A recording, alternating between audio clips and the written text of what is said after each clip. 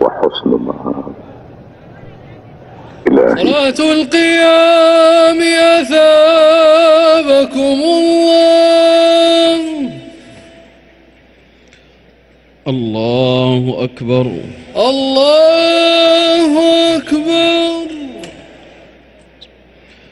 الحمد لله رب العالمين الرحمن الرحيم مالك يوم الدين إياك نعبد وإياك نستعين اهدنا الصراط المستقيم صراط الذين أنعمت عليهم غير المغضوب عليهم ولا الضالين. Bismillah wassalatu wassalam ala Rasulillah. Welcome to NasTv Africa's daily Ramadan lecture. I'm Dr. ISIAQ Rukayat from Abika Hospital and Wellness Center. Today I'm going to be sharing tips on fasting for our pregnant women and breastfeeding mothers.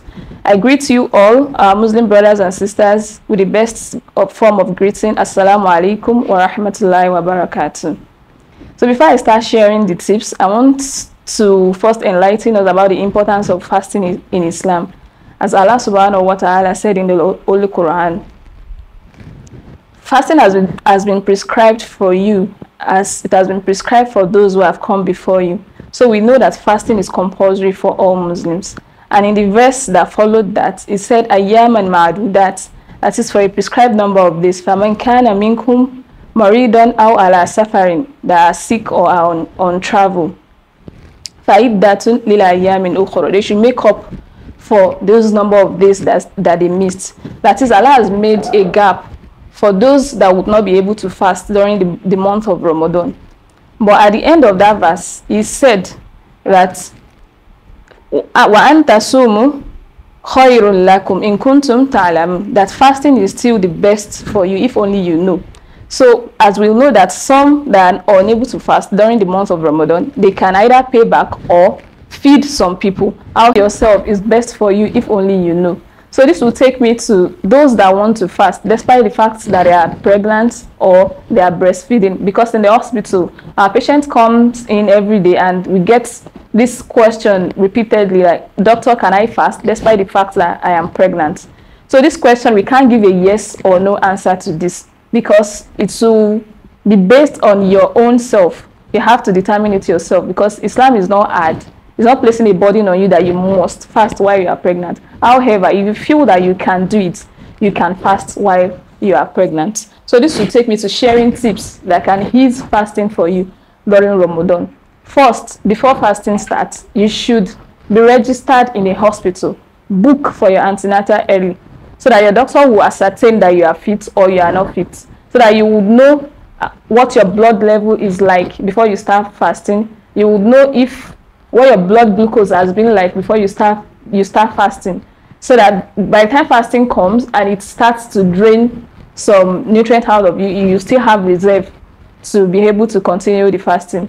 For example, there are some that their blood level will be low.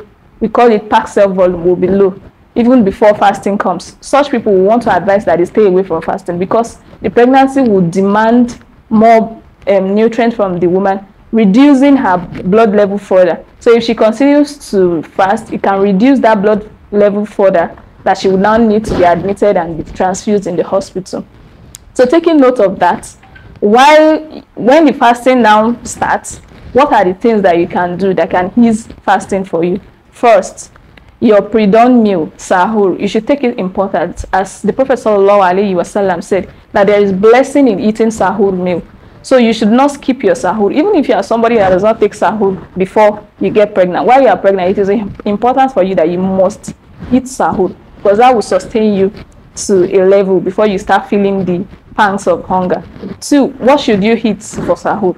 You should eat foods that are rich in fiber, like wheat, like grains, such as your pap. Like if you want to eat rice, you can add your guinea corn pap to eat, so that you feel a little bit full and you have some grain, some fiber in you that will last you long. You can also eat this, as the Prophet ﷺ said that the best food for sahur is dates, because dates contains lots of nutrients. It has potassium, magnesium, and it also has fiber, so it will take you long before you start feeling hungry. 2, you should take a lot of water between breaking your fast and taking another sahur. So you should take water in between. Then after eating your sahur, take enough water and avoid tea and coffee, as those will make you more thirsty. And avoid cold carbonated drinks such as our Coke, our popular Coke. Try and avoid it during sahur. Then while fasting, try and reduce your activity for the day so that you will not expense your energy further while you are fasting. Then you should also try and note the movement of your baby. If you are farther away in the pregnancy, you should be able to count when your baby is moving. So you should count the movements of your baby, such that when it is reducing, you know that, oh, let me talk to my doctor. Then another thing that you can do while you are fasting is you can break some days. If you feel like you are tired, fast one and then take a break the following day. If you feel like you can't cope, then the next day you take it again when you have refueled enough. Then for our lactating mothers, what you can do, you have to take a lot of fluid, because now there's no issue with the baby. Now it is due, because you continue to breastfeed and then you expel a lot of fluid out, so you feel tired easily when you are fasting. So what you can do is take a lot of fluid. When you break your fast, take fresh juice, take a lot of fruits, and take a lot of water, and take dates. It will help you to even lactate more.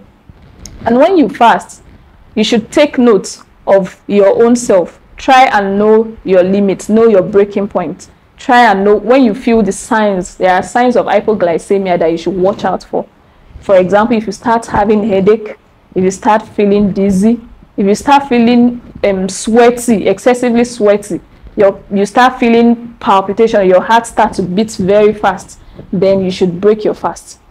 Then if you feel like if you have been warned, then there are some telltale signs that you should look out for, so that you will not even venture into fasting before. That's why I said your antenatal visit is important. If they tell you that your baby is small for age, then you should not fast, because that baby needs more nutrients, and you might even have some drugs that you'll be taking.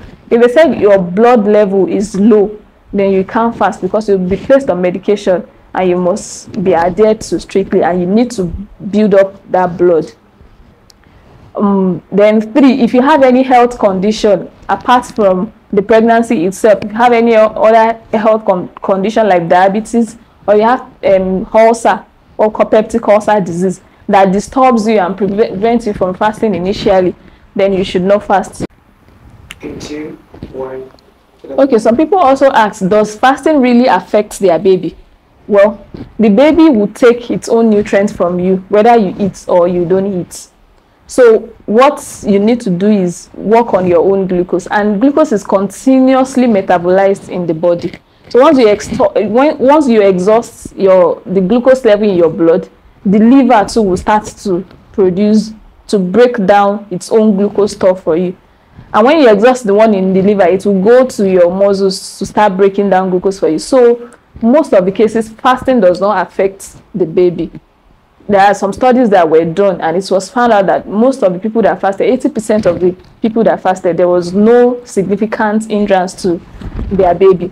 So you can fast during Ramadan, but so are you able to fast without feeling harmed, or are you able to fast without feeling entirely useless for the whole of the day? Or some people can even collapse if they can't try it. So to make a recap, 1, you have to know yourself, know your own body.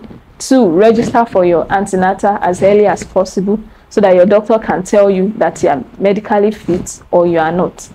3, when you fast, eat food that can sustain you for the whole of the day. Eat food that are rich in fiber. Avoid high residue food like your drinks, like your tea, like your coffee.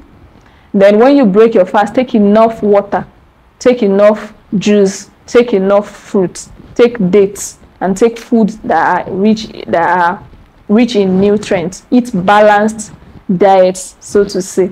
Then when you fast, also pray that Allah makes it easy for you to fast, as fasting is part of the deen.